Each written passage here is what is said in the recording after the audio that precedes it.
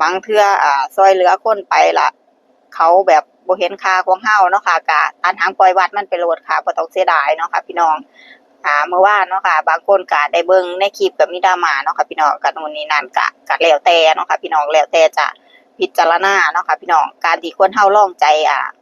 ลองใจคนคนหนึ่งเบิ่งเนาะค่ะลองบ่ซอยมันบ่ให้เลขมันจัก2-3เดือนนี่เออเดี๋ยวมันก็แสดงท่าแท้ออกมาเองคำว่าศรัทธาอย่างเดียวบ่ได้นะจ๊ะศรัทธาอย่างเดียวบ่ได้ค่ะพี่น้องคนเฮาต้องสร้างบุญสร้างบารมีให้เจ้าของนำอย่าศรัทธาอย่างเดียวจะเป็นคนที่แบบเบิ่งการกระทำเนาะค่ะพี่น้องเป็นคนที่เบิ่งคนจากการกระทำเนาะค่ะบ่แม่นคำเว้าเพราะว่าคำเว้าของคนมันจะปรุงแต่งไปในทิศทางสวยงามจังใดก็ได้แต่การกระทำนี่มันเฮ็ดยากค่ะอืมบางคนก็ว่าข้อยสร้างภาพก็ลองสร้างภาพแบบคือข้อยเบิ่งเนาะค่ะพี่น้องเดินทางประมาณ